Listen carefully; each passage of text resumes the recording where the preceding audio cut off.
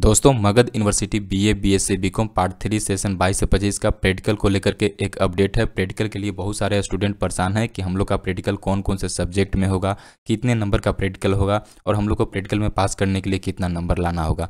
बहुत सारे स्टूडेंट इस बात को लेकर के परेशान हैं। तो आप लोग का किसी प्रकार का आप लोग का कोई गलती नहीं करना है। आप लोग को पता ही होगा यहाँ पे प्रमोटेड वाला सिस्टम नहीं होता है। एक सब्जेक्ट में फेल किए तो आप लोग का पूरा बर्बाद, फिर अगले साल एग्जाम देना पड़ेगा। इसलिए आप लोग को कोई गलती नहीं करना है। A to Z पूरी कंप्लीट जानकारी को आप लोग को देंगे। आप लोग शुरू से लेकर के अंत तक जरूर देखिएगा। चलिए शुरू करते हैं।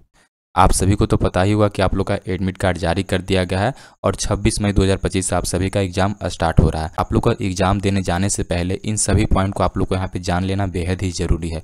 आज आप लोग को एक एक करके इन सभी पॉइंट को आप लोग को बताएंगे। सबसे पहला पॉइंट है हम लोग का यहाँ पे पार्ट 3 का एग्जाम कैसे होगा। दूसरा नंबर पॉइंट है पार्ट 3 का एग्जाम कितने नंबर का होगा, टोटल कितने नंबर का एग्जाम होगा पार्ट 3 में।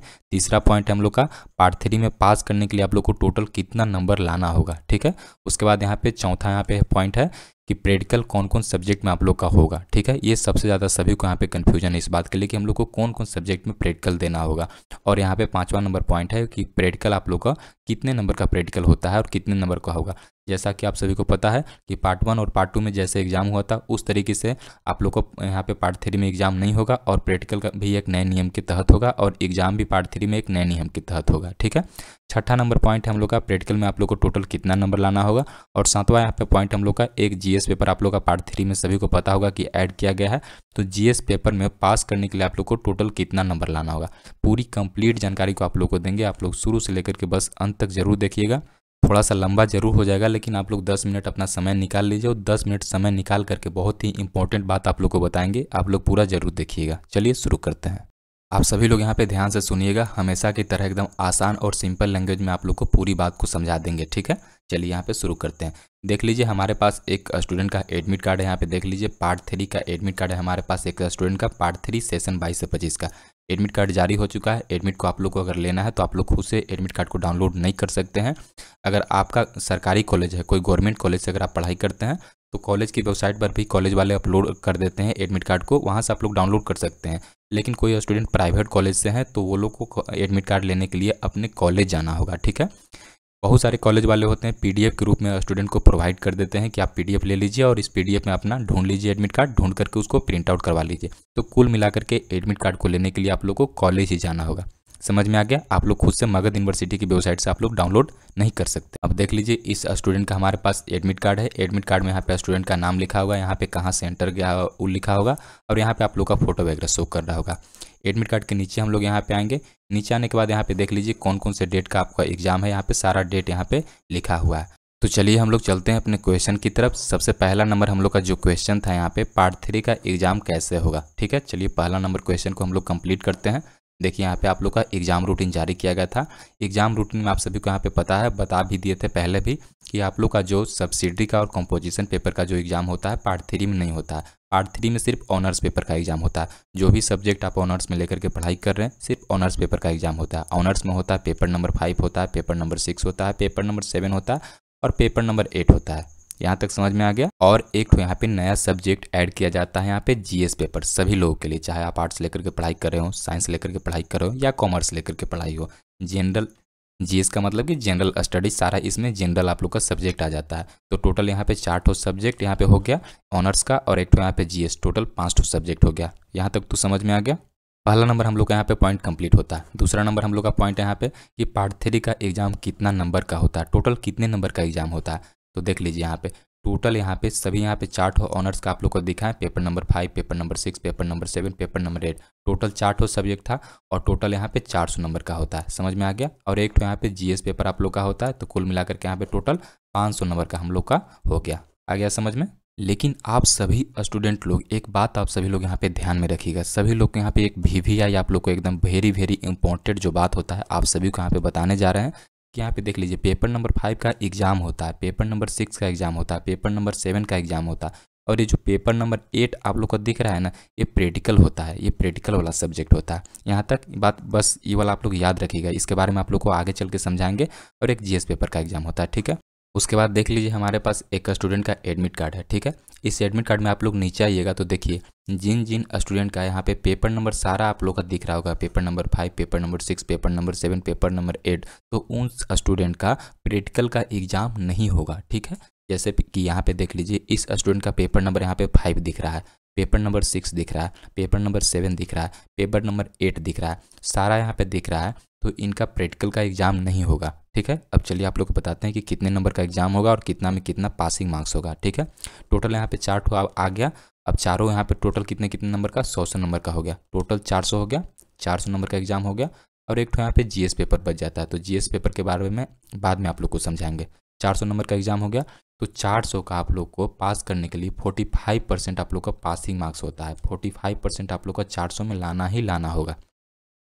यहाँ तक आ गया समझ में। अब 400 का 45% आप लोग निकालिएगा तो आप लोग का 180 नंबर यहाँ पे आ जाता है। तो 400 में आप सभी को 180 नंबर आप सभी को लाना ही लाना हो गया। आ गया समझ में। अब उसके बाद आता है यहाँ पे जीएस पेपर। तो जीएस पेपर में आप लोग का जीएस पेपर का नंबर ऐड नहीं होता है। जीएस पेपर में सिर्फ आप लोग को पासिंग मार्क्स लाना है, पास करने के लिए सिर्फ नंबर लाना है। पासिंग मार्क्स कितना होता है तो 33%। 100 में नंबर का एग्जाम होता है जीएस पेपर का, और 100 में आप लोग का 33% लाना होता है। तो 100 का 33% 33 नंबर ही होता है। तो जीएस वाले सब्जेक्ट में आप लोग को 33 नंबर कम से कम आप लोग को लाना है। 33 नंबर से कम नहीं लाइएगा, 33 नंबर पासिंग मार्क्स होता है। आ गया समझ में यहाँ तक। अब चलते हैं उसके बाद प्रैक्टिकल वाला। प्रैक्टिकल के बारे में आप लोग को बताते हैं। जैसे देख लीजिए ये स्टूडेंट है, यहाँ पे इनका एडमिट कार्ड है और यहाँ पे बीएससी लिए हैं। तो बीएससी में आप लोग कुछ भी लेकर के पढ़ाई कर रहे हो, आप लोग का प्रैक्टिकल होता है। जैसे कोई फिजिक्स लिए होंगे, बायोलॉजी लिए होंगे, तो ये सारे स्टूडेंट का प्रैक्टिकल होता है। तो प्रैक्टिकल वाले स्टूडेंट सभी लोग यहाँ पे देखिए तो प्रैक्टिकल वाले जो स्टूडेंट होंगे उन लोग को एडमिट कार्ड में 3 ही ठो यहाँ पे पेपर देखने के लिए मिल रहा होगा। पेपर नंबर 5 होगा, पेपर नंबर 6 होगा, पेपर नंबर 7 होगा, पेपर नंबर 8 गायब होगा, पेपर नंबर 8 है ये नहीं होगा।